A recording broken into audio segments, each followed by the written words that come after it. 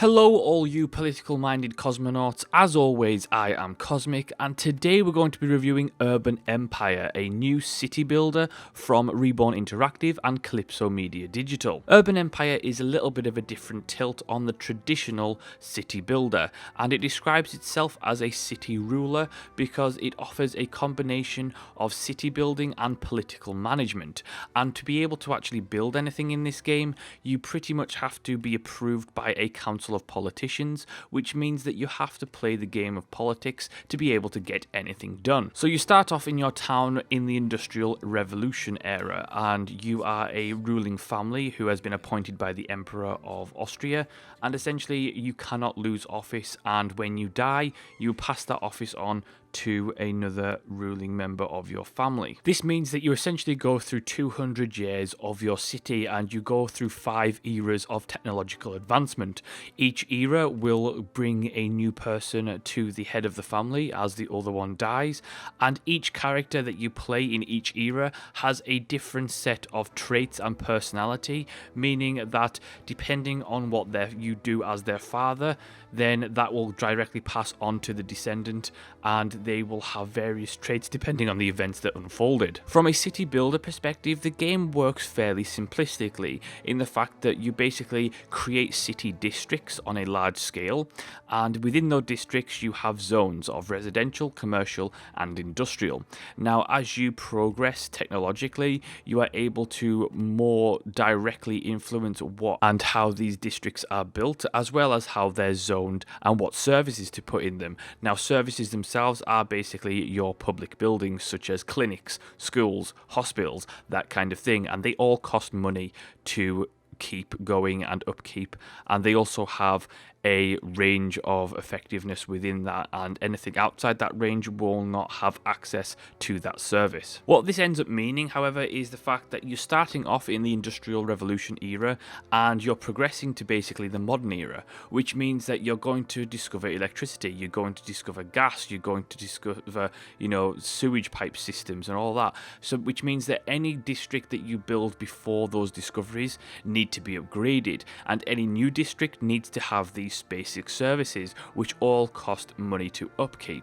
Now tied in with that, the way that you earn income is of course by taxes, and sometimes you'll have to increase the tax, and you can only ever increase taxes by a council vote. The city building side itself is fairly fun, it's simplistic, it's fairly easy to use.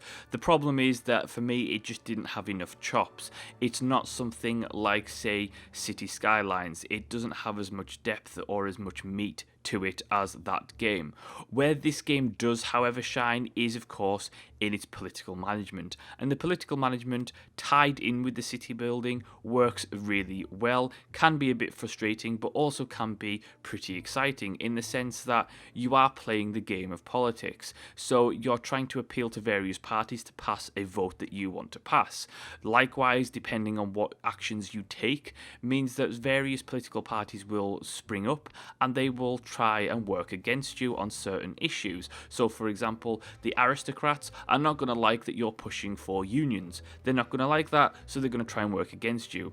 And there's a multitude of events and randomized events that take place where the papers, the scandals and all that kind of thing, and you have to play the game of not only appealing to the council members so that you can get your issues and your legislation passed, but also keeping the people happy themselves so that you don't get out of office. One of the things I really liked about Urban Empire was the fact that you are going through 200 years of actual history. This isn't simulated history, this isn't, a fantasy world, this is supposed to be an actual city on the planet, which means that you experience events as they unfolded via the papers, and the papers come up and you can see the various events that took place in the world, and they directly affect your city sometimes. So for example, when the Great Depression hits, that means that you are going to directly be affected in your economic side, which means you may have to cut services back, all that kind of thing. And it's a really interesting take on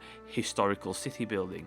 I have to say that while the city building itself didn't really hold me enough, I played this game just for the sense of the political management, seeing how far I could go before I got voted out of office.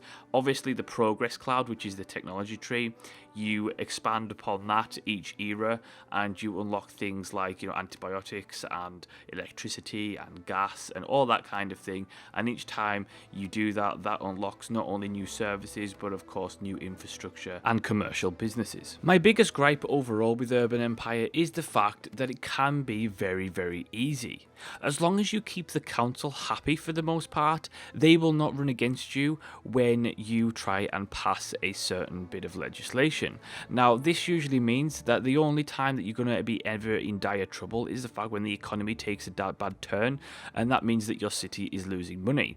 If your city is losing money at any point, trying to build anything new is impossible because, of course, you're in the red. This means that the only way to reclaim that is to increase taxes.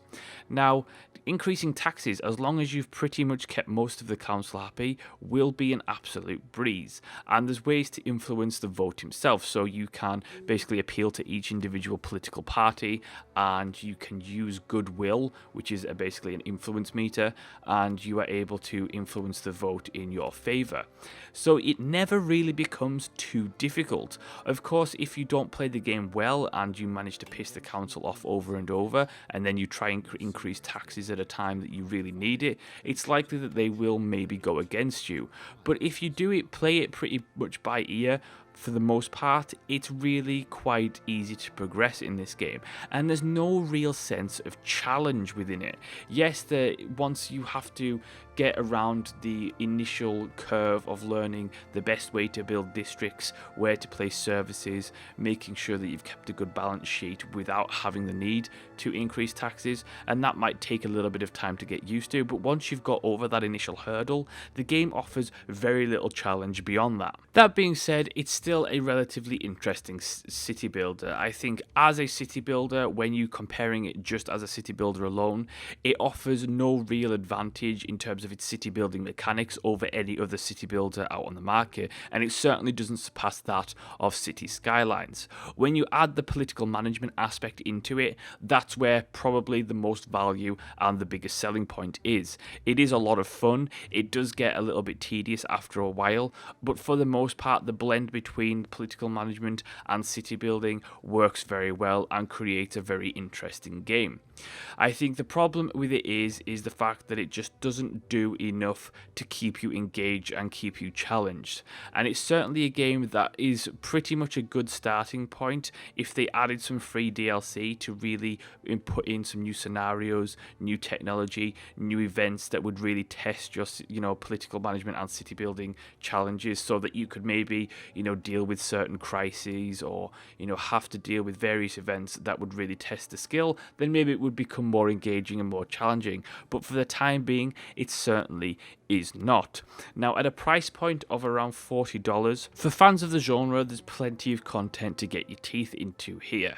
I have to say that if you're not a big fan of city builders, or you're not a big fan of the idea of political management, then you probably maybe want to avoid this game. However, it is a well-built game. The mechanics work very well. There is a lack of challenge, but for the most part, the game is executed to a very high standard, and thus I have no reason to not recommend this game to fans of the genre. And that is my review of Urban Empire. Thank you so much for watching and listening. Let me know what your thoughts are of the game in the comment section below. Please hit the subscribe button and share on social media, and as always, I will see you next time.